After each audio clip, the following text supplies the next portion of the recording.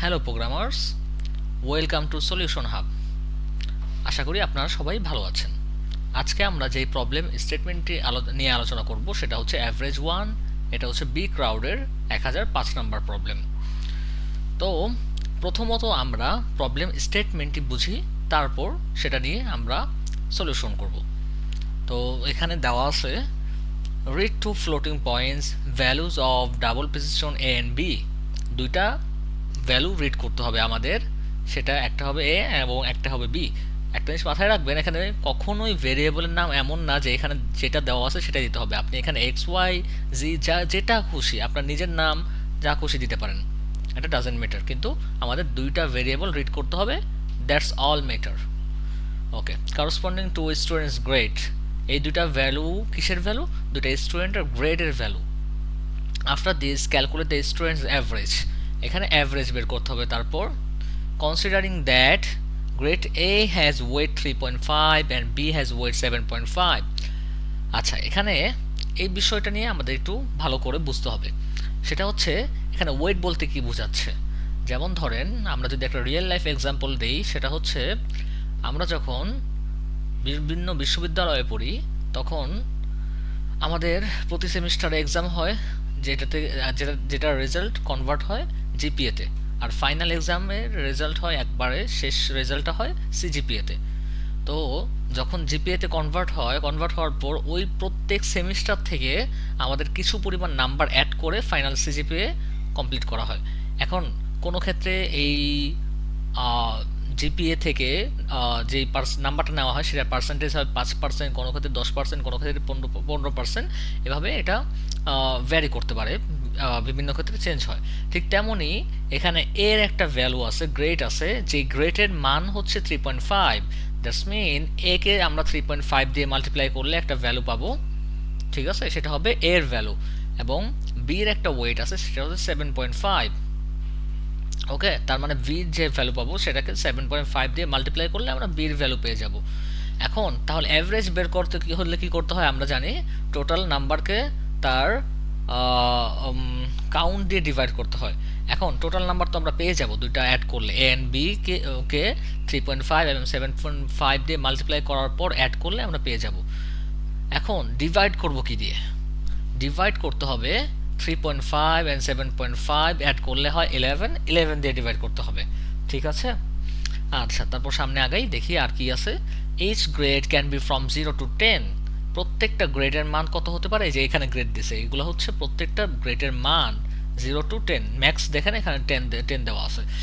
Always with one digit after the decimal point. এখানে দেখেন pattern যদি ভালো করে দেখেন, প্রত্যেকটা নাম্বারের শেষে দশমিকের পর একটা করে ডিজিট আছে, এটার কথাই বলছে এখানে। Don't forget the print at the end of the line after the result.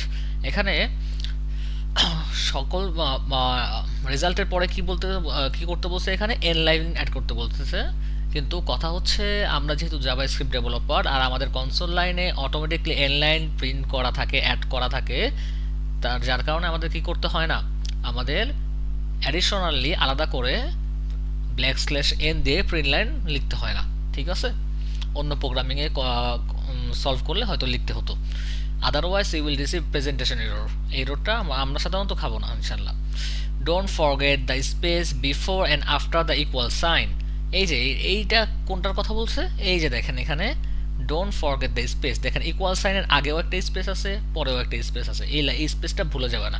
দেখেন এখানে আউটপুট ফরম্যাট যেমন দেওয়া আছে তেমনই হতে হবে। তো এখানে ক্ষেত্রে মানুষ সবচেয়ে বড় বেশি যে ভুলটা করবে আর কি, মানুষ সব কিছু ঠিকঠাক করবে, প্রোগ্রামাররা যারা হচ্ছে নতুন বিগিনার সব কিছু ঠিকঠাক করবে, ইনপুট নিবে, অ্যাভারেজ বের করবে, সব কিছু করবে, কিন্তু কনসোল লগ দেবে, বলবে যে আমার তো সব ঠিকই আছে, তাও হচ্ছে না কেন? হচ্ছে না কারণ হচ্ছে এখানে দেখেন 6-এর পর এখানে দশমিক আছে, আর দশমিকের পর এখানে 5টা নাম্বার, এটার ক্ষেত্রেও 5টা নাম্বার, এটার ক্ষেত্রেও 5টা নাম্বার। কিন্তু নর্মালি আপনি যখন ডিভাইড করবেন তখনও আপনি অনেক সময় প্রচুর বেশি নাম্বার পাবেন। এখানে 5টা নাম্বার না 10টা নাম্বারও থাকতে পারে দশমিকের পর, তখন ওইটা প্রেজেন্টেশন এরর দিবে, অথবা এরর দিয়ে দিবে, সরাসরি এররই দিয়ে দিবে, যেটা মূলত আমাদের যদি এখানে আবার 5টা করে ডিজিট দিই সেক্ষেত্রে এরর দিবে না। তো এটা কিভাবে দিতে হয় সেটা আমরা দেখব সামনে। ইনপুট কি ইনপুট হবে? The input file contains 2 floating points. দেখেন এগুলো ফ্লোটিং পয়েন্টস। আমরা জাভাস্ক্রিপ্টে একটা ডাটা টাইপ পড়ছিলাম না, ফ্লোট। এগুলো হচ্ছে ফ্লোট। ইন্টিজার হয়, ফ্লোট হয়, দশমিকের পর নাম্বার থাকলে এটাকে বলা হয় ফ্লোট। ওকে, এগুলো রিড করতে হবে।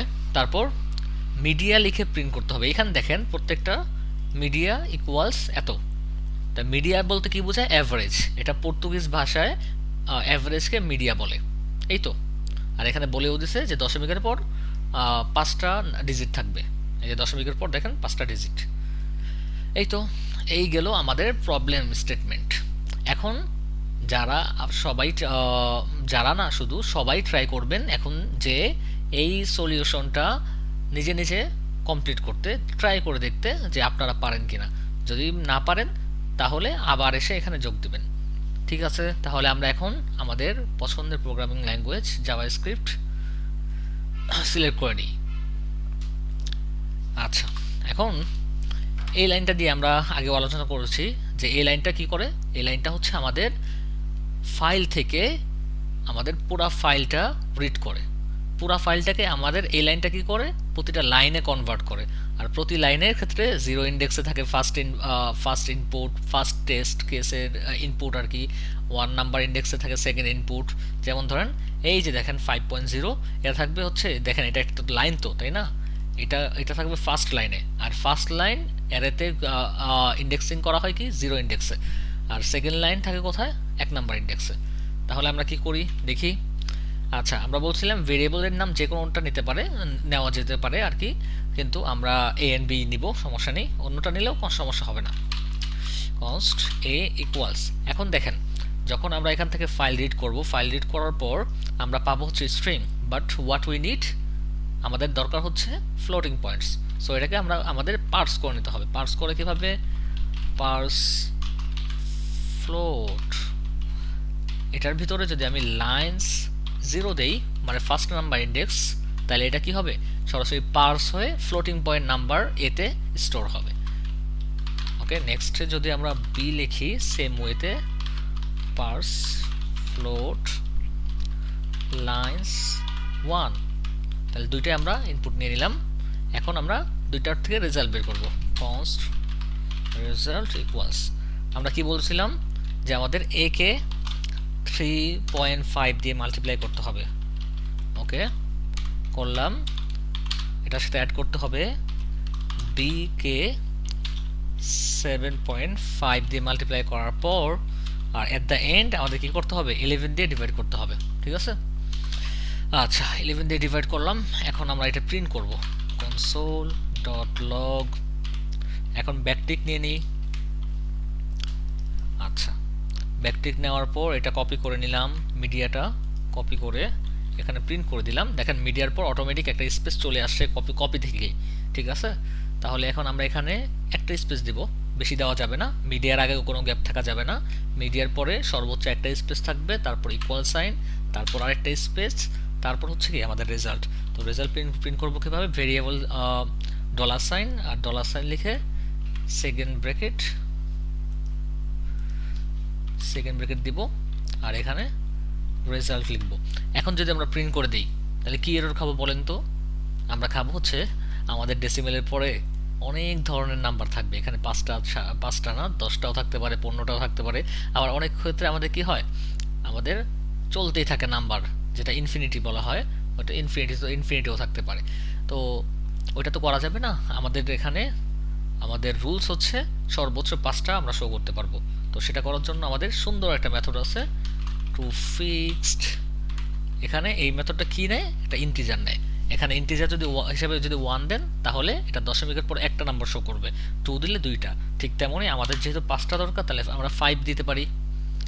ওকে, এই হয়ে গেল আমাদের সলিউশন। এখন let's see what happens. Okay, motorcycle select করতে হবে। এটা এইটুকুই তো মোটরসাইকেল। হ্যাঁ,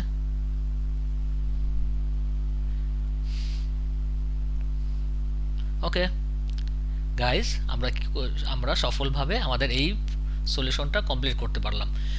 তো লাস্ট ভিডিও পর্যন্ত আমরা কোনো কোড আপনাদেরকে প্রোভাইড করিনি, তবে এখন থেকে আমরা চিন্তা করেছি যে আপনাদের সুবিধার জন্য আমরা একটা গিটহাব রিপোজিটরি বানাবো, যেখানে আপনাদের কোডগুলো আমি প্রত্যেকটা ফাইল করে আলাদা করে ওখানে আমি পুশ করে দিব আর ইন্টিগ্রেট করে দিব প্রত্যেকটা ভিডিওর সাথেই। ডেসক্রিপশনে গিটহাব লিঙ্ক পেয়ে যাবেন। আর যদি ভালো লাগে আমাকে অবশ্যই গিটহাবে ফলো দিতে পারেন। ভালো থাকবেন, ধন্যবাদ।